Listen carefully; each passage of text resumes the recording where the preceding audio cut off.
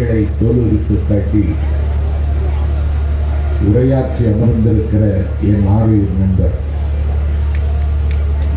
சிறுத்தைகளின் தலைவர் தொல் திருமாவளவன் எள்ளென்றால் எண்ணெய் கொண்டு வருகிறவன், ஏனென்றால் சித்திப்பு கொண்டு வருகிறவன், மலர் என்றால் மாலை கொண்டு வருகிறவன். அவன் யார் என்று கேட்டால் வன்னியரசு என்று வானமும் வெளிமொழிகிற இடத்தில் இருக்கின்ற விடுதலை சிறுத்தைகள் அமைப்பின் துணை பொதுச் செயலாளர் நண்பர் வன்னியரசு அவர்கள், தலைமை நிலைய செயலாளரும் தொல் திருமாவளவனுக்கு பக்கபலமாகவும் தக்கதுணையாகவும் இருக்கின்ற ஒவ்வை கிழவியும் அதிகமான சக்கரவர்த்தியும் தமிழ் வளர்த்த மண்ணில் இருந்து ஈரோட்டிற்கு வந்திருக்கின்ற தகடோடு தமிழ் செல்வம் இருக்கிறது. மனிதநேய மக்கள் கட்சியினுடைய மாநில துணை செயலாளரும் என்னுடைய கண்ணியத்திற்கு உரியவருமான ஆரியல் மாமா தாம்பரம் எம் யாக்கூப் அவர்கள், நன்றி உரை ஆற்ற காத்திருக்கின்ற ஆனந்தன் அவர்கள், யார் பெயரை தொடுப்பது யார் பெயரை விடுப்பது என்று நானே மயங்கி போகிற அளவிற்கு நிகழ்ச்சி நிரல் முழுவதும் பாலில் படு நெய்யாய் விறகில் தீயாய் வியாபித்திருக்கின்ற விடுதலை சிறுத்தைகளின் நிர்வாகிகள், காலத்தால் சீலத்தால் மூத்த பெரியோர்கள், பால் நினைந்து ஊட்டுகிற என் பரிவுள்ள தாய்மார்களே, வரலாற்று மாற்றத்திற்கு அடையாளமாக விளங்குகிற வாலிப சொந்தங்களே, கற்றறிந்த சார்ந்தவர்களே, கட்சிக்கு அப்பாற்பட்ட நடுநிலையாளர்களே, ஜனநாயகத்திற்கு உப்பாகவும் சர்க்கரையாகவும் அதே நேரத்தில் வானமும் சிறகுமாக இருக்கின்ற ஏடுகளின் ஊடகங்களின் பெருமைக்குரிய நிருபர்களே, வணக்கம். மிக மிக நீண்ட இடைவெளிக்கு பிறகு நான் பேசி வளர்ந்த ஈரோடு மாநகரை, உனக்கு பேச பிடித்த ஊர் எந்த ஊர் என்று கேட்டால் அது எப்போதும் ஈரோடு தான் என்று நான் நெகிழ்ந்து சொல்லுகின்ற ஈரோடு மாநகரை. விடுதலை சிறுத்தைகள் நடத்துகின்ற இது பெரியார் மண் என்கிற நிகழ்ச்சிக்கு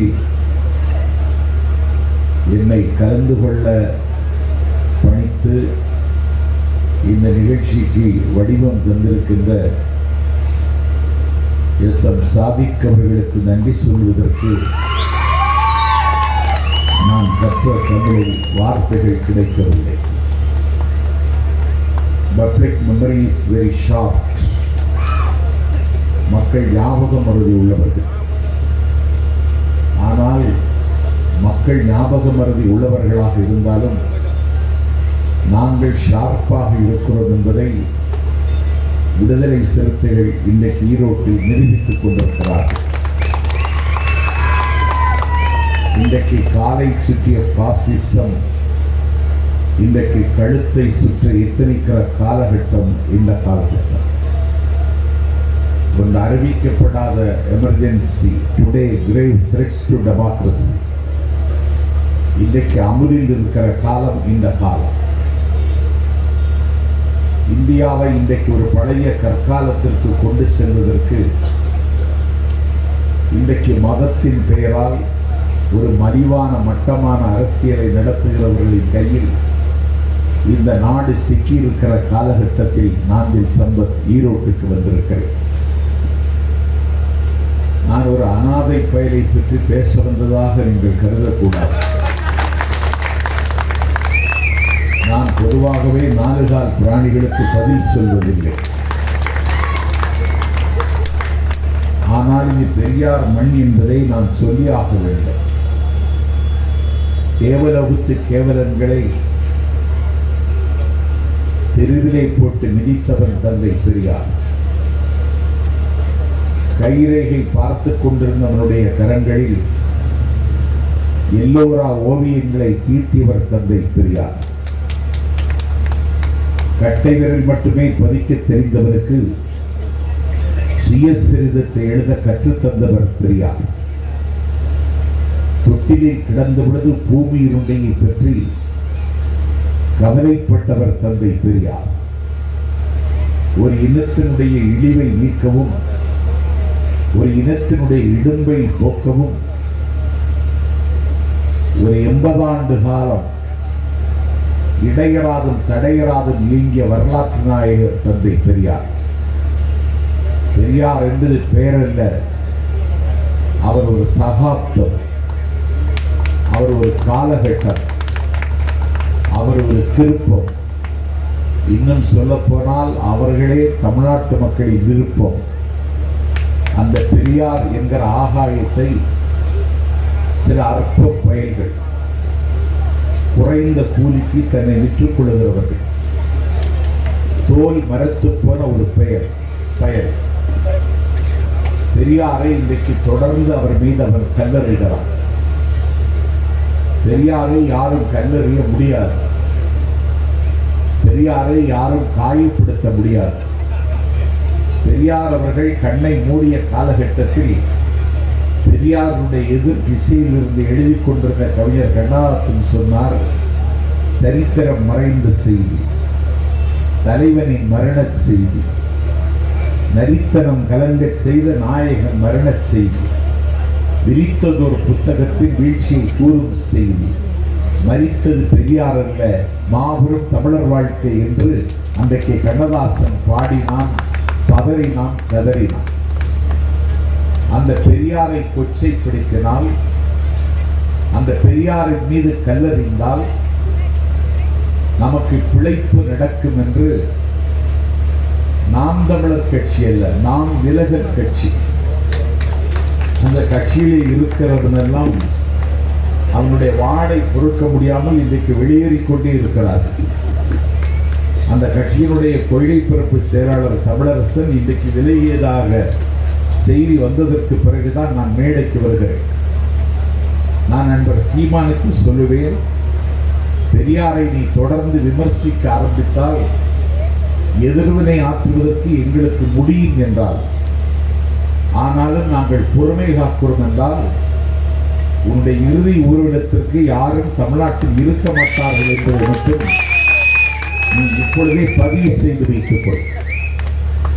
நாஞ்சில் சம்பத் கேட்பது, பெரியாரை ஏன் விமர்சிக்கிறாய்? அவர் கண்ணை மூடி 53 ஆண்டு காலம் ஆயிற்று. ஒரு 53 ஆண்டு காலத்திற்கு முன்னாலே மறைந்து போன ஒரு மகத்தான தலைவரை, ஒரு வரலாற்றில் ஒரு மாணவனாக இருக்கிற நாஞ்சில் சம்பத் உலகத்தினுடைய ஆகச்சிறந்த சிந்தனையாளர்களுடைய வரலாற்றை எல்லாம் படித்திருக்கிறேன், மனப்பாடம் செய்திருக்கிறேன். நீ உன்னையே எண்ணிப்பார், எதையும் எதற்காக ஏன் என்று கேள்வி என்று ஏதென்ஸ் நகரத்து வீதிகளில் பேசினான் சாக்ரடீஸ். அவன் கதையை படித்திருக்கிறேன். இத்தாலி தேசத்தினுடைய விடுதலை களத்தில் I offer neither pay nor clothes nor provisions. I offer hunger, thirst, force, marches, battles and death என மூறி முழங்கி அன்றைக்கு போர்க்களத்தை பேசிய கரிவால்டியை பற்றி நான் படித்திருக்கிறேன். நீங்களும் நானும் பறப்பதற்காக திராவிடமிருந்து இறக்கை வாங்கி தந்தவர், நீங்களும் நானும் சிந்திப்பதற்காக வானத்திடமிருந்து இதயம் வாங்கி தந்தவர், நீங்களும் நானும் பார்ப்பதற்காக சூரியனிடத்தில் இருந்து ஒளியை வாங்கி தந்தவர், நீங்களும் நானும் நீச்சல் கற்றுக் கொள்வதற்காக மீனிடமிருந்து நீச்சல் கற்றுத் தந்தவர். ஒரு மலினப்பட்டு போற ஒரு சமூகத்தில், ஒரு நலிவுற்ற சமூகத்தில் ஒரு பொருளாதார சமூக விடுதலையை முன்னிறுத்துவதற்கு என் பெருமைக்குரியவர்களே, வாழ்நாளெல்லாம் வறுமையிலும் வெறுமையிலும் சிக்கி லண்டன் மாநகரத்தில் வீட்டு வாடகை கூட கொடுக்க முடியாமல் மழை பொழிந்து கொண்டிருந்த ஒரு நள்ளிரவு நேரத்தில் அவனையும் அரண்மனையில் பிறந்தவனுடைய காதல் மனைவி ஜென்னியையும் அவன் குழந்தைகளையும் நடுத்தெருவில் வீட்டிலிருந்து தூக்கி வீசி எறிந்தார்களே, அந்த கார்ல் மார்க்ஸினுடைய வரலாற்றை நான் படித்திருக்கிறேன். உலக வரலாற்றில் எத்தனையோ சமூக சீர்திருத்தவாதிகளை, சிந்தனையாளர்களின் வரலாறுகளை எல்லாம் நாஞ்சில் சம்பத் படித்திருக்கிறேன். ஏன் அவர்கள் இதயம் உள்ளவர்கள், அவர்கள் பாக்கியவான்கள், அவர்கள் ரட்சிக்கப்படுவார்கள் என்று பாவப்பட்ட மக்களுக்காக பாரச்சிலுவை சுமந்த இயேசுவினுடைய கருணையை நான் படித்திருக்கிறேன். 1500 ஆண்டுகளுக்கு முன்பு ஒரு காட்டு அருவிகளுக்கு மத்தியில் ஏகத்துவ கொள்கை நிலைநாட்டுவதற்கு கல்லடியையும் சொல்லடியையும் வாங்கிக் கொண்டு 10 போர்க்களத்தை நேரில் ஈடுபட்டு வசித்திருந்த பொழுது வயிற்றிலே கல்லை கட்டிக் கொண்டிருந்த மகோன்னதமான மனிதர் அல்லாஹ்வின் இறுதி தூதர் நபிநாதர் ஸல்லல்லாஹு அலைஹி வஸல்லம் அவர்களின் வரலாற்றை படித்திருக்கிறேன், நாளும் படிக்கிறேன். இப்படி உலக வரலாற்றில் இந்த சபிக்கப்பட்ட சமூகத்தை மீட்டெடுப்பதற்காக எல்லா விதமான பாடுகளையும் அனுபவிக்க வேண்டிய தலைவர்களின் சரித்திரத்தை படித்த நாஞ்சில் சம்பத் பெரியாரின் மண்ணில் நின்று கொண்டு சொல்லுகிறேன், தான் பேசியதை, எண்ணிய சிந்தனையை நடைமுறைப்படுத்துகிற காட்சியை கண்டு மறைந்த ஒரே தலைவன் உலக வரலாற்றில் தந்தை பெரியார் மட்டும்தான். அவர் சொன்ன தத்துவம் நடைமுறைக்கு வந்தது. அதனால்தான் பெரியாரை இன்றைக்கு உலகம் தேடுகிறது. சர்வதேச பல்கலைக்கழகங்களில் இன்றைக்கு பெரியாருக்கு இன்றைக்கு ஒரு நாற்காலி போடப்படுகிற அளவிற்கு அவர் இன்றைக்கு உலக அரங்கில் உயரமாக இருக்கிறார். இந்திய துணைக்கண்டத்தினுடைய அரசியல் சட்டம் மலரக்கூடாது என்று மறுக்கப்பட்ட குற்றங்களுக்காகவும், தாயின் மார்பகத்தில் பால் குடிக்க கூடாது என்று விலக்கப்பட்ட கன்றுகளுக்காகவும், இந்த நாட்டில் கல்வி கற்பதற்கு கூட எங்களுக்கு உரிமை இல்லை, அரசு வேலை வாங்குவதற்கு எங்களுக்கு அருகதை இல்லை என்று சொல்லி ஆண்டவரின் பேரால், ஆதிக்கத்தின் பேரால் அழுத்தப்பட்ட எங்கள் மக்களுக்கு கல்வியும் வேலையும் கிடைக்க வேண்டுமானால் இவனை ஒரு பள்ளத்தில் இருப்பவரை சமநிலைக்கு கொண்டு வர வேண்டுமானால் இந்தியாவினுடைய அரசியல் சட்டத்தை வகுப்புவாரி உரிமைக்காக திருத்த வேண்டும் என்று தமிழ்நாட்டில் போராடி பண்டித ஜவஹர்லால் நேருவை நிகர்த்த மகத்தான தலைவர். நைனிடால் சிறைச்சாலையில் 10 ஆண்டுகள் தவம் இருந்தவர். அந்த ஜவஹர்லால் நேரு இந்தியாவின் அரசியலமைப்பு சட்டத்தை முதலாக திருத்தினார் என்றால் நாடாளுமன்றத்தில் நேரு சொன்னார், இதை நான் திருத்தவில்லை, நான் இன்றைக்கு திருத்தி இருக்கிறேன் என்றால் என்னை திருத்த வைத்தவர் தமிழ்நாட்டில் இருக்கிற தந்தை பெரியார் என்று நாடாளுமன்றத்தில் சொன்னார். ராஜபுத்திர குடும்பத்தில் பிறந்தவர் விஸ்வநாத் பிரதாப் சிங். சமூக நீதிக்காக மகுடத்தை இழந்தவர். மண்டல் கமிஷன் பரிந்துரையை அவர் நிறைவேற்றுவதற்கு நாடாளுமன்றத்தில் அதை முன்மொழிகிற பொழுது, மண்டல் கமிஷன் பரிந்துரையை நான் நிறைவேற்ற முன்வந்தால் எதிர்வரக்கூடிய ஆபத்துகளை நான் அறிவேன், ஆனாலும் இதை முன்மொழிவதற்கு நான் இங்கே முன்னே வந்திருக்கிறேன் என்றால் என்னை இங்கே கொண்டு வந்து நிறுத்தி இருப்பவர் தந்தை பெரியார் என்று நாடாளுமன்றத்தில் விஸ்வநாத் பிரதாப் சிங் சொன்னார். அவரைத்தான் இந்த ஈனப்பெயர்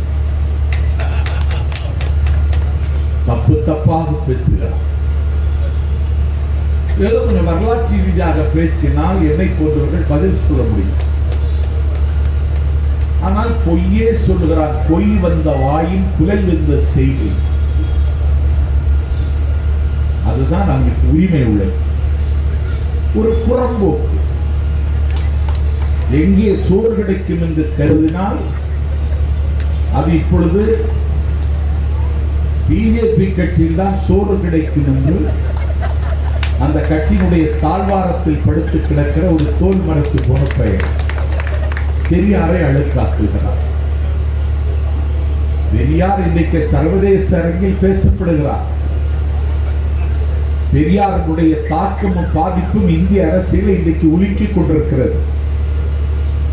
ஏன் இன்றைக்கு பிஜேபி அரசு திராவிட இயக்கத்தை குறிவைக்கிறது? திராவிட இயக்கத்தை யார் இயக்கிக் கொண்டிருக்கிறார்? பெரியார் இயக்கிக் கொண்டிருக்கிறார். இந்திய துணைக்கண்டத்து வரலாற்றில் பெரியார் அவர்கள் ஒரு நாள் கண்ணை மூடினார். அன்னைக்கு கலைஞர் முதலமைச்சர். கடைசி நிமிடம் வரையிலும், சாகர கடைசி நிமிடம் வரையிலும் பகுத்தறிவு கொள்கை பேசி மறைந்தவர் நாவலர் நெடுஞ்செழியன். அவர் அன்றைக்கு கலைஞருக்கு அடுத்த இடத்தில் அமைச்சரவையில் இருந்தார். வேலூர் சிஎம்சி மருத்துவமனையில் பெரியார் இறந்தார். கலைஞர் தழுதலுக்கு நின்று கொண்டிருக்கிறார். கண்ணீர் சிந்தி கதறுகிறார் நாவலர். கையிறு நிலையில் நிற்பதாக ஆசிரியர் வீரமணி துடிக்கிறார். அவருக்கு தொண்டூழியம் செய்து தன்னுடைய வாழ்க்கையை கடத்திய மணியம்மையார் குலுங்கி குலுங்கி அழுகிறார். கலைஞர் சொன்னார், நாவலரிடத்தில் உடனடியாக சென்னைக்கு செல்லுங்கள். தந்தை பெரியாருக்கு அரசு மரியாதையோடு உடலடக்கம் நடைபெற வேண்டும். அதை நாம் செய்தாக வேண்டும். உடனடியாக செல்லுங்கள். சீஃப் செக்ரட்டரி தமிழக அரசின் தலைமைச் செயலாளருக்கு உத்தரவுப்பட சொல்லி வேலை வாருங்கள் என்று அனுப்பினார். நாவலர் வேலூரில் இருந்து சென்னை வந்தார். தமிழக அரசு தலைமைச் செயலாளரை பார்த்தார். கலைஞர் இப்படி உள்ளத்தில் சொல்ல சொன்னார். அரசு மரியாதையோடு பெரியாருக்கு உடலடக்கம் நடக்க வேண்டும் என்று. அப்பொழுது தலைமைச் செயலாளர் ஒரு IAS அதிகாரி, பட்டம் பெற்றவர், பல்கலைக்கழகம் சென்றவர். அதற்கு சட்டத்தில் இடமில்லை என்றார். ஒருவருக்கு அரசு மரியாதையோடு உடலடக்கம் செய்ய வேண்டுமானால் அவர் ஏதாவது அரசு பதவியை அலங்கரித்திருக்க வேண்டும். ஆனால் இவர் 8 பதவியை வேண்டாம் என்று தூக்கி எறிந்தவர். ஈரோடு நகர்மன்ற தலைவர் உட்பட 8 பதவி ஒரே நேரத்தில் தூக்கி எறிந்தார். தமிழ்நாட்டினுடைய தங்க மகுடத்தை கொடுப்பதற்கு இன்றைக்கு தயாராக இருந்தார்கள். வேண்டாம் இந்த முதலமைச்சர் மகுடம் என்று வெறுத்துதிக்கிறார். இவர் பதவியிலும் இருக்கவில்லை, பதவியையும் ஏற்கவில்லை. அவருக்கு அரசு மரியாதையோடு உடலடக்கம் செய்ய முடியாது என்று தலைமைச் செயலாளர் சொல்லிவிட்டு சொன்னார். அதை மீறி செய்தால் உங்கள் ஆட்சிக்கு ஆபத்து வரும் என்றார். நாவலர் கொஞ்சம் நடுங்கித்தான் போனார். கலைஞரிடத்தில் பிறங்கால் போட்டு சொன்னார், இப்படி தலைமைச் செயலாளர் சொல்லுகிறார், அவரிடத்தில் நான் என்ன சொல்லுது என்று கேட்ட பொழுது, நான் உத்தரவு போட்டுவிட்டேன், செய்ய சொல்லுங்கள், விளைவுகள் எதுவாக இருந்தாலும் எதிர்கொள்ளலாம் என்று அன்றைக்கு சொன்னதற்கு பிறகு அரசு மரியாதையோடு உடலடக்கம் நடைபெற்றது. துப்பாக்கி குண்டுகள் துந்திப்பு முழங்க பெரியாரினுடைய ஈமச்சடங்கு இறுதி உறவு நடந்தது. அது முடிந்தவுடனே இந்தியா பாகிஸ்தான் யுத்தத்தை 10 நாளில் சந்தித்து பகை முடித்த இந்திரா பூமி பந்தில் வங்கதேசம் என்ற ஒரு தேசத்தை கருவிலிருந்து பெற்றுத்தந்த பெருமக்கள் 102 அணிசாரா நாடுகளுக்கு தலைமை வகித்த இந்திரா தமிழ்நாட்டின் முதலமைச்சர் கலைஞரை தொலைபேசியில் தொடர்பு கொண்டு, பெரியார் மறைந்த ஈரச் செய்திகள் அதிர்ச்சி அடைந்தேன். பெரியாருக்கும் பெரியாரின் குடும்பத்திற்கும் பெரியாரின் பற்றாளர்களுக்கும் காங்கிரஸ் கட்சியின் சார்பிலும் இந்திய அரசின் சார்பிலும் என்னுடைய அஞ்சலியை தெரிவித்துக் கொள்கிறேன். அதைவிட கலைஞர் என்னவென்று கேட்டார் கலைஞர், பெரியாருக்கு அரசு மரியாதையோடு உடலடக்கம் செய்திருக்கிறீர்கள். அரசு மரியாதையோடு உடலடக்கம் செய்வதற்கு அவர் எந்த அரசு பதவி வகிக்கவில்லை. ஆகவே விசுவாச பிரமாணம் சட்டத்தின் பெயரால் எடுத்துக்கொண்ட நீங்கள் சட்டத்தை மீறிவிட்டீர்கள் என்று எனக்கு தகவல் வருகிறது. உங்கள் ஆட்சிக்கே ஆபத்து வந்துவிடும் போல் தெரிகிறது என்று இந்திரா அம்மையார் சொன்னார். அப்பொழுது கலைஞர் சொன்னார், அரசு மரியாதையோடு உடலடக்கம் நடந்தது உண்மைதான். பதவியில் இருப்பவர்களுக்குத்தான் அரசு மரியாதை உடலடக்கம் செய்ய வேண்டும் என்றால் நீங்கள் மகாத்மா காந்திக்கு அரசு மரியாதையோடு உடலடக்கம் செய்தீர்களே, அது எந்த சட்டத்தில் பார்க்கப்பட்டது? இந்த கலைஞர் கேட்டார். இந்திரா சொன்னார், அது விதிவிலக்கு. அவர் இந்தியாவிற்கு விடுதலை பெற்று தந்தவர், அதனால் அது செய்ததை நாடு ஏற்றுக்கொண்டது. ஆனால் கலைஞர் திருப்பி சொன்னார், அவர் இந்தியாவிற்கு தான் விடுதலை பெற்று தந்தார், இவர்தான் மனித குலத்திற்கே விடுதலை பெற்று தந்தார். அது சரி என்றால் இதுவும் சரி என்றார். இப்படி மனித குலத்திற்கு விடுதலை பெற்று தந்த தலைவனை ஒரு கள்ளச்சாராயம் குடித்து காலம் தள்ளுகிற ஒரு காபோதி,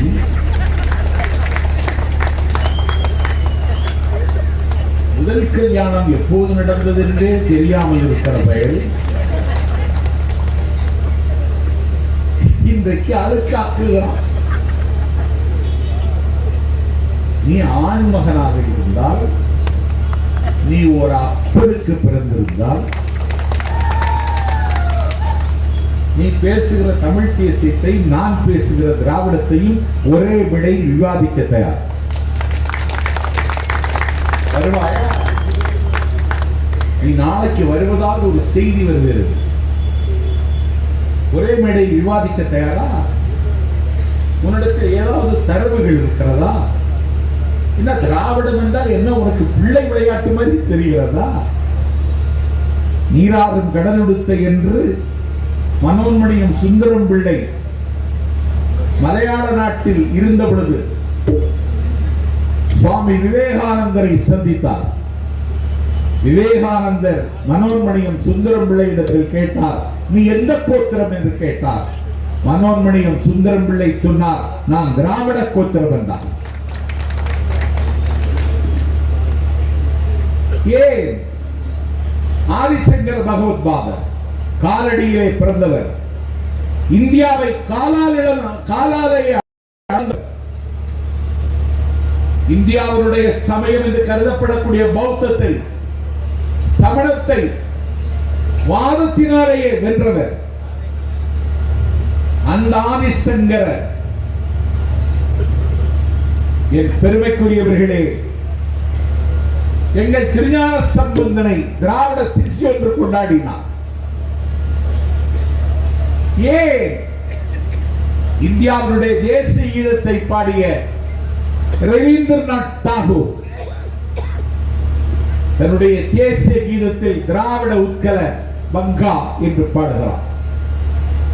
இந்தோ ஆரிய மொழி குடும்பத்திற்கு எதிர் திசையில் நிற்கிற மொழி குடும்பம் திராவிட மொழி குடும்பம். திராவிட மொழி குடும்பத்தில் தலைமை தாங்குகிற மொழி தமிழ் மொழி. அதிலே ஒரு மொழிதான் கன்னடம், அதிலே ஒரு மொழிதான் மலையாளம், அதிலே ஒரு மொழிதான் தெலுங்கு, அதிலே ஒரு மொழிதான் துளு. எல்லாமே தமிழில் இருந்து பிறந்தது. தமிழ் வேறு, திராவிடம் வேறல்ல. இதை நாஞ்சில் சம்பத் சொல்லவில்லை. ராபர்ட் கால்வெல் கம்பேரிட்டிவ் கிராமரில் உலகத்துக்கு சொன்னார். உலகம் விழித்துக் கொண்டது. இன்றைக்கு என் காலடிக்கு கீழே காணாமல் போன காலங்களை மீட்பதற்கு நாங்கள் கீழடியில் தோண்டுகிற பொழுது எங்களுடைய திராவிட நாகரிகம் எவ்வளவு உச்சத்தில் இருந்தது என்பதை நாங்கள் இன்றைக்கு கீழடியில் பார்க்கிறோம், வெம்பக்கோட்டையில் பார்க்கிறோம். தமிழ்நாடு முழுக்க அகழ்வாராய்ச்சி செய்கிற பொழுது எங்கள் நாகரிகம், திராவிட நாகரிகம் எவ்வளவு தொன்மையானது என்பதை இன்றைக்கு உலகம் பார்த்து கொண்டிருக்கிறது. 100 ஆண்டுகளுக்கு முன்னால் ஜான் மார்ஷல் சிந்துநதிக்கரையில் நிலவிய நாகரிகம் திராவிட நாகரிகம் என்று நாஞ்சில் சம்பத் சொல்லவில்லை, ஜான் மார்ஷல் சொன்னார். ஜான் மார்ஷல் புத்தகத்தை நீ படித்திருக்கிறாயா? பரதேசி நாயே, நீ படித்ததே இல்லை. அப்படி ஒரு புத்தகம் எழுதினார் என்கிற விவரமாவது தெரியுமாடா? தற்குறி, உனக்கு தெரியாது. நீ கம்பேரிட்டிவ் கிராமரை படிக்கவில்லை. நீ ஜான் மார்ஷலை படிக்கவில்லை. நீ பரிமார் கலைஞர் என்கிற சூரிய நாராயண சாஸ்திரியை படிக்கவில்லை. நீ திராவிடத்தை ஆய்வு செய்த அப்பாத்துரையாருடைய புத்தகத்தை படிக்கவில்லை. ஏன்?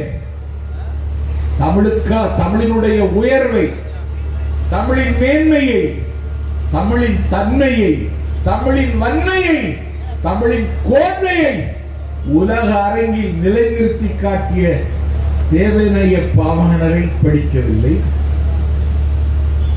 எதையுமே படிக்காமல் அவனை மொய்க்கிற ஒரு கூட்டம் இருக்கிறது. நான் அந்த தம்பிகளை மதிக்கிறேன். நாம் தமிழர் கட்சியில் இருக்கிற ஒவ்வொரு தொண்டரையும் நாங்கள் சம்பத் மதிக்கிறேன். ஏதோ ஒரு உணர்வும் வெறி உங்களை இயக்குகிறது. ஆனால் உங்களை இயக்குகிறது கண்ட வெறியும் உணர்வும் கிடையாது. அவன் ஒரு போலி. அவன் தமிழ்நாட்டு அரசியலில் ஒரு களை. அவன் ஒரு இடைச்சிறுகன். எப்பொழுதாவது யாருக்காவது வேலை பார்த்தே பழக்கி போனவன், அதிலே காசு பெற்று காலம் தள்ளுகிறவன்.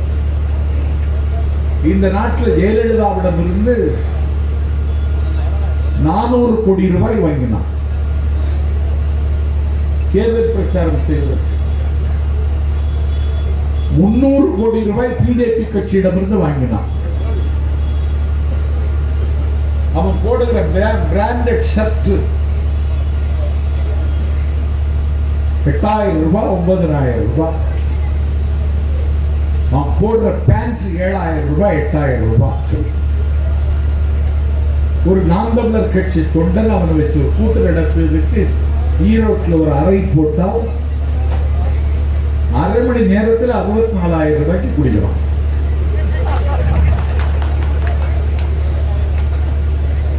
சாதிக்கு உங்களுக்கு என்ன வேணும் என்ன வேணும்னு ஒண்ணு வேணாம், உங்க வேலையை பாருங்கன்னு.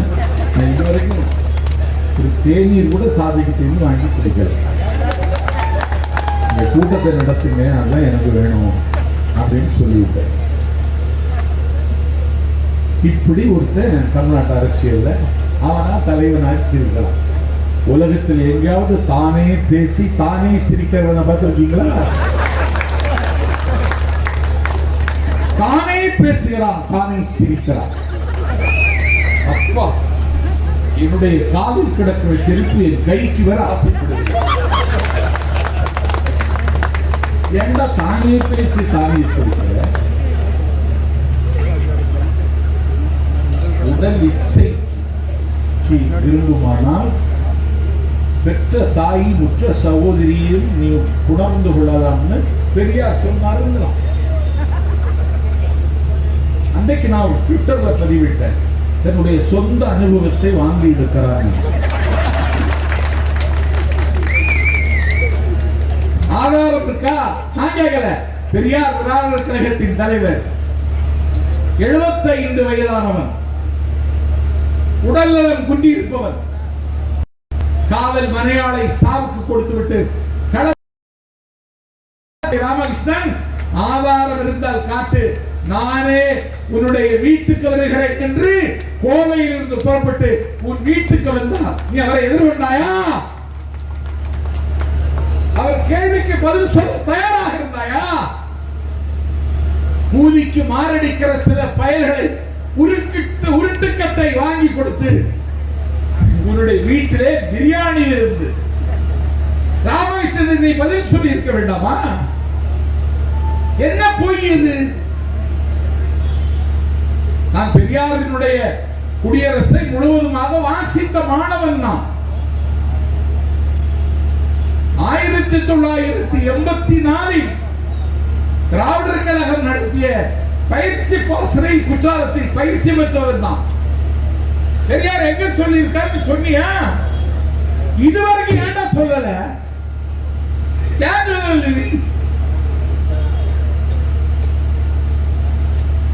பிரபாகரன் சந்திச்சானா?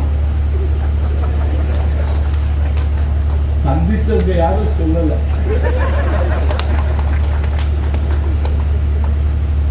எங்க அண்ணன் வைகோ இந்த நாட்டில் கடல் தாண்டி சென்றார். Our member of parliament. Passport இல்லாமல் இலங்கைக்கு சென்றார். பெரிய தேச விரோதமாக அப்பொழுது சொன்னார்கள். அப்போது நான் சொன்னேன், பாஸ்போர்ட் இல்லாம போனோம் வைகோ அப்படின்னு சொன்னாங்க. நான் சொன்னேன், பஞ்சம் பிழைக்க போகிறவன் தான் பாஸ்போர்ட் கொண்டு போகணும். பஞ்சம் பிழைக்க போனவன் தமிழீழம் தலைக்க போனவன் வைகோ அப்படின்னு சொன்னான். அவர் காட்டிலேயே பயிற்சி கொடுத்தார், காட்டிலேயே பேசினார், காட்டிலேயே தங்கியிருந்தார். தமிழ் தேசியத்தின் தண்ணீரற்ற தலைவர். எப்பா தியாகத்தின் சதை வடிவம் ஐயா பழநெடுமாறன். தம்பி பிரபாகரனுடைய வீரத்தை பற்றி உலகம் அறிவதற்கு புத்தகம் எழுதியவர், காட்டில் சஞ்சரித்தவர், பிரபாகரனை ஆற்றுப்படுத்துகிற உயரத்தில் இருந்த பெருமகன். தலைவர் காமராஜருடைய தலைமானாக்க மாவீரன் தமிழ் பல நெடுமாறம். நான் பிரபாகரனை சந்திச்சேன், இதுவரைக்கும் சொன்னதில்லை. தமிழரசி நடராஜன் சர்வதேச அரங்குகளில் போய் பேசியவர். இந்த உலகத்தில் கனடாவில், சுவிட்சர்லாந்தில், ஜெனீவாவில், அமெரிக்காவில், லண்டன்ல ஈழத்து தியாகிகளுக்கு புலம்பெயர்ந்த தமிழர்கள் குடியிருக்கிற இடங்களில் கூட ஒரு நினைவு சின்னம் இல்லை. தன்னுடைய சொந்த செலவில் நெஞ்சை அள்ளும் தஞ்சை திரளில் முள்ளிவாய்க்கால் முற்றம் கண்டவர் என் அண்ணன் நடராஜன். அவர் சொன்னதில்லை, இன விடுதலை சனாதனத்தை சாய்ப்பது என்பதை தாண்டி தமிழீழ விடுதலையின் லட்சிய கனவாக கொண்ட எங்கள் சிறுத்தைகளின் தலைவன் தொல் திருமாவளவன் என்னாலும் பறைசாற்றிக் கொண்டார். அப்படியெல்லாம் பிரபாகரனை சந்திக்க முடியாது. இன்னொரு நாட்டினுடைய அதிபர் கூட அவரை சந்திக்க முடியாது. ஏன்னா உலகத்தினுடைய நிகரற்ற வீரன் நேற்றும் இன்றும் நாளைக்கும் அவன்தான். ஏன்னா சர்வதேச சமூகத்தினுடைய ஆயுதங்களை அவன் எதிர்கொண்டவன். அவன் சிங்கள பேரினவாதத்தை தகர்க்க வேண்டும் என்று சிந்தித்தவன். அவர் நஞ்சிருக்கும் குப்பிகளை நடுக்களத்தில் தொங்கவிட்டு வெஞ்சமெறித்து திரிந்த வேங்ககளின் தலைவர். தாகம் எடுத்த பொழுது கூட தண்ணீர் குடிக்காமல் தொண்டைக்கு தடை உத்தரவு போட்டு முத்தமிழை படித்துக் கொண்டே நல்லூர் கந்தசாமி கோவிலில் மரணத்தை முத்தமிட்ட தம்பி திரிவரை தயார் செய்து தந்தவன் அவன். எனக்கு தெரிந்த உலக விடுதலை வரலாற்றில் இத்தனை எந்த விடுதலை போரிலும் காலமாகி போனதில்லை, கல்லறை குயில் ஆனதில்லை. அவ்வளவு தியாகம் அவர்கள் செய்தார். அந்த தியாகத்தை அவர்கள் செய்தார்கள் என்றால் தம்பி பிரபாகரனை நம்பித்தான் செய்தார்கள். அந்த தலைவன் இவனுக்கு ஆமக்கறி பரிமாறலாங்கிறான். பிரபாகரன் செஃப் ஆனாராஸ்கள். நீ சந்திச்சதே 5 நிமிடம். அதுக்கு ஆதாரம் ஒன்று இருக்கா? உங்க போட்டோ இருக்கடா? போட்டோ இன்னும் புரியலிடம் தான் இருக்கிறது. அந்த போட்டோ இந்த பையனுக்கு கொடுக்கல. ஒரு அற்பமானவன் அவங்களுக்கு அப்பமே தெரியும், நமக்கு இப்பதான் தெரியுது. போட்டோவை கொடுக்கல. யாரு கூட போட்டோ எடுத்து நாளைக்கு கூட கொடுக்கலாம். நாஞ்சில் சம்பத்து நாளைக்கு நான் அவங்களோட கூட இருந்தேன் அப்படின்னு ஒரு போட்டோயை கொடுக்கலாம். அதெல்லாம் பிரச்சனை இல்லை. நீ சந்திச்சியா? நீ அவற்றை பேசுனியா?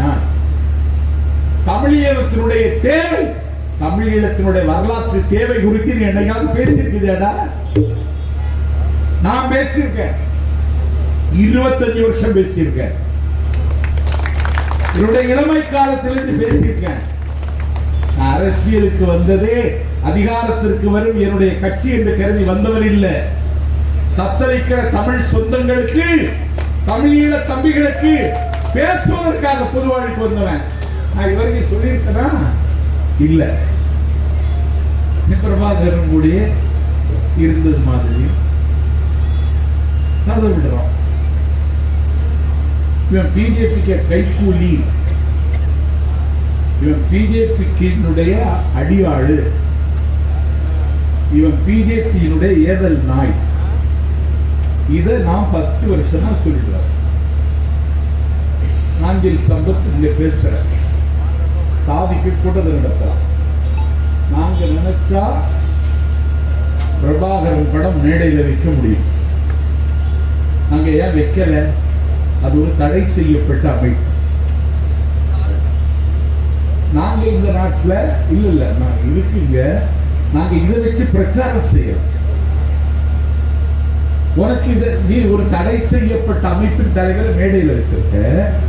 அந்த தடை செய்யப்பட்ட அமைப்பு புலிகள் படத்தை நீ உன் கொடியை வச்சிருக்க. உன்னை இன்னும் மோடி அனுமதிக்கிறான்னு என்ன காரணம்? நாஞ்சில் சம்பத் நாளைக்கு தடை செய்யப்பட்ட அமைப்பை ஆதரிச்சு ஈரோட்ல பேசினா என்ன நீ விடுவியா? தேசிய புலனாய்வு முகமை என்னை தேடி வராதா? நீ தொடர்ந்து பேசுறியே. நீ பிரபாகரன் பேச நீ யாரு? நீ உனக்கு என்ன அறிவு இருக்கு? உனக்கு விடுதலை பற்றி ஏதாவது தெரியுமா? உனக்கு வெளிச்சத்தை பற்றி ஏதாவது தெரியுமா?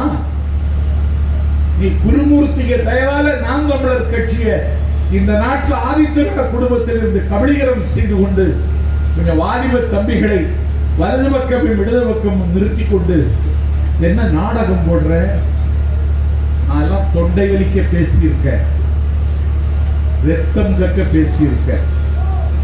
இந்த மண்ணின் மானத்திற்காக நான் தொடர்ந்து இயங்கிட்டு இருக்கேன். தொடர்ந்து 9.5 மணி நேரம் பேசியிருக்கேன். இரவு 10 மணிக்கு ஆரம்பிச்சு அடுத்த நாள் அதிகாலை 7:30 மணிக்கு முடிச்சுடுவானா. என்ன பெரிய பேச்சல வந்து கையெல்லாம் தூக்கல. இனிமேல் கைய தூக்குறேன் நல்லா இருக்காது. முதல்ல உன் கட்சியை தூக்க வேண்டிய நேரம் வந்து எல்லாரும் பால் வாங்கி வச்சுட்டு இருந்தேன். தூக்க போறோம். உன் கட்சிக்கு இறுதி ஊர்வலமும் ஈமச்சடங்கும் இங்கதான் நடக்கும், ஈரோட்ல. உனக்கு பெரியாரையும் பெரியாருக்கு இயக்கத்தையும் தெரியாது. பெரியார் அரசியல் சட்டத்தை எரிக்கிறாருங்க. அரசியல் சட்டத்தை எரிக்க முடியுமா? எரிச்சா விடுவாமா? எரிச்சா பெரியார். சட்ட எரிப்பு போராட்டம்.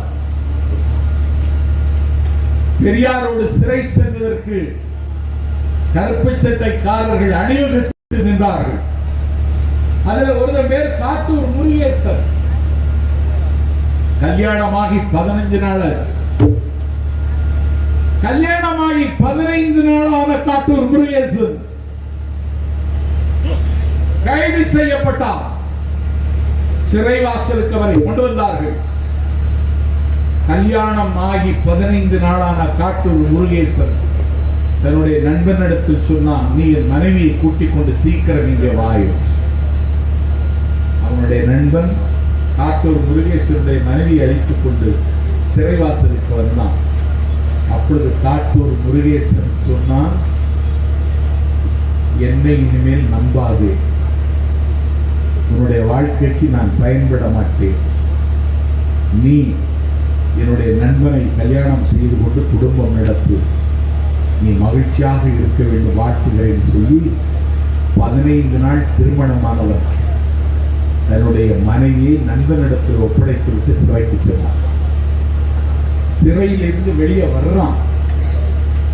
மனைவியை தேடி போகல, நண்பனை நாடி போகல. போய் பார்த்தா அவங்களுக்கு ஒரு குற்ற உணர்ச்சி வரும்னு சொல்லி நண்பனையோ கல்யாணம் செய்த மனைவியே பார்க்காமல் திருச்சியில பெரியார் மாளிகையிலே வாசம் செய்தார். என் பெருமைக்குரியவர்களை, கண்ணை மூடுகிற காலம் வரையில் கட்டிய மனைவியையும் நண்பனையும் கூட பார்க்காமல் பெரியார் மாளிகையிலேயே காலம் கண்டி கர்ம விளையாட்டி கண்ணை மூடி நான் காட்டுவது முருகேசன். இந்த தியாகம் பெரியார் தொண்டர்களை தவிர வேற யாராவது இந்திய அரசியலில் செய்திருக்காங்களா? சொல்லுவியா நீ? சாதியை பாதுகாக்கக்கூடிய அரசியல் அமைப்பு சட்டத்தை பெரியார் கொளுத்துகிறார். பெரியார் பச்சை தமிழர் என்று யாரை ஆராதிக்கிறார்? கர்ம வீரர் காமராஜரை ஆராதிக்கிறார். குடியாத்தம் இடைத்தேர்தலில் காமராஜர் களத்தில் இருக்கிறார். காங்கிரஸ் கட்சிக்குள்ளேயே கலகம், பிறந்து மேகங்களில் இருந்து இடியை எடுத்துக் கொள்ளுதல் என்கிற விதியை பயன்படுத்தி சத்தியமூர்த்தி ஐயர் பிடியில் இருந்து காங்கிரஸை விடுவித்து காமராஜரை முதலமைச்சராக திட்டமிட்டு, ஒரு முதலமைச்சராக இருக்க வேண்டும்னா இடைத்தேர்தலையோ பொது தேர்தலில் ஒரு தொகுதியில் நின்று ஜெயிக்கணும். அதனால்தான் நான் இன்னும் முதலமைச்சராக இந்த வேலையில நமக்கு ஒத்து வராது. குடியாத்தம் தொகுதியில காமராஜர் நிற்கிறார், பெரியார் ஆதரிக்கிறார், பச்சை தமிழர் என்று பாராட்டுகிறார். குணாளா குலக்குழந்தை சென்று வா வென்று வா என்று அண்ணா ஆராதிக்கிறார், முதலமைச்சர். சாதியை பாதுகாக்கக்கூடிய இந்திய சட்டப்பிரிவை கொளுத்துகிறார். சாதியை பாதுகாக்க இந்திய சட்டப்பிரிவை கொளுத்தினால் என்ன தண்டனை? அது வரைக்கும் ஒண்ணுமே இல்லை. காமராஜர்கிட்ட டெல்லி அரசு வற்புறுத்தி ஒரு சட்டத்தை போடுன்னு சொல்லி கொளுத்தினா 3 மாதத்திலிருந்து 3 வருடம் வரைக்கும் ஒரு சிறை. இன்னும் காமராஜரே சட்டம் கொண்டு வந்துட்டார். நான் முதலமைச்சராக்கி பார்த்த என் தோழனா இப்படி செய்யறான்னு பெரியார் அவருக்கு கேள்வியே கேட்கல, சட்டத்தை கொடுக்கிறான். ஒரு வரலாற்று தெரிஞ்சுக்கிடுங்க. அந்த போராட்டத்தில் 10,000 பேர் கைதானாங்க. 10,000 பேர் திரண்டார்கள் சாதியை ஒழிப்பதற்கான போராட்டத்தில். இன்னைக்கெல்லாம் சில கட்சிகள் பொதுக்கூட்டம் கூட்டுறதுக்கு கூட ஆள் கிடையாது, கூட்டிட்டு வரோம். 300 ரூபாய் 400 ரூபாய் 500 ரூபாய் கொடுத்து நாட்களை கூட்டிட்டு வரோம். அவங்க உட்கார்ந்துருக்காங்க. கூட்டம் 8 மணிக்கு 7 மணிக்கு முடிச்சுட்டாங்க. அதுக்கு பிறகு அவங்க உட்கார்ந்துருக்காங்க. இந்த கூட்டம் தான் முடிஞ்சிருச்சே, போய் தொலைக்க வேண்டியதானு கேட்டா அவங்க சொன்னாங்க, அடுத்த கூட்டத்துக்கு நாங்கள் உட்கார்ந்துருக்கோம்.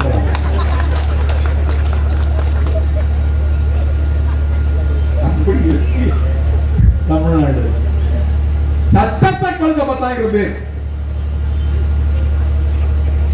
3,000 பேரை தான் காவல்துறை கைது செய்து அவ்வளவுதான் செய்ய முடியும். நீதி உள்ளவர்கள் கொடுத்துறதுல கண்டு காணாம போலீஸ் விட்டுட்டோம். அப்போது அரியலூர் வாலாஜா நகர தோழர்கள் போலீஸ்களை கைது செய்யுங்கள் என்று வலியுறுத்தினார்கள்.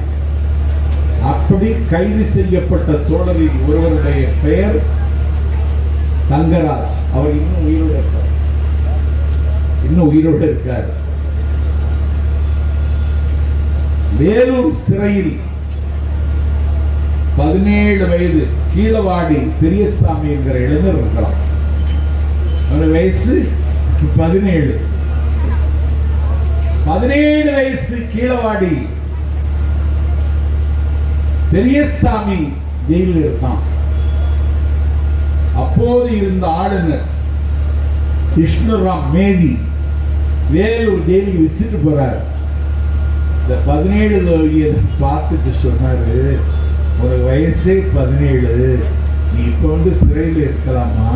என் அதிகாரத்தை பயன்படுத்தி இந்த நிமிடமே உன்னை விடுதலை செய்து விடுகிறேன் அப்படின்னு சொன்னால நீங்க விடுதலை செய்தாலும் மீண்டும் கொளுத்திட்டு உள்ளு வருவேன்னு கவர்னர் பேசுவார். அவன் எல்லாம் இருந்த கட்சி அதை கொச்சப்படுத்துறீங்க. பெரியாருக்கு வரலாறு படிச்சுட்டு பேசினேன்னா உன்னை நான் மதிப்பேன். நீ ஒண்ணுமே படிக்கிறது இல்லையே. கைய தூக்குற கத்துற. ஹைகோர்ட் கேட்கிறான் முதல் மனைவி யாருன்னு. சென்னை பல்கலைக்கழகத்தில் பேராசிரியர் ஆய்வு செய்யலாம் எத்தனை பேர் இருப்பாங்க. தடய அறிவியல் நிபுணர்களுக்கே கண்டுபிடிக்க முடியாது. அவன் பிள்ளைகள் இருக்கான அவனுக்கும் கண்டுபிடிக்க முடியல.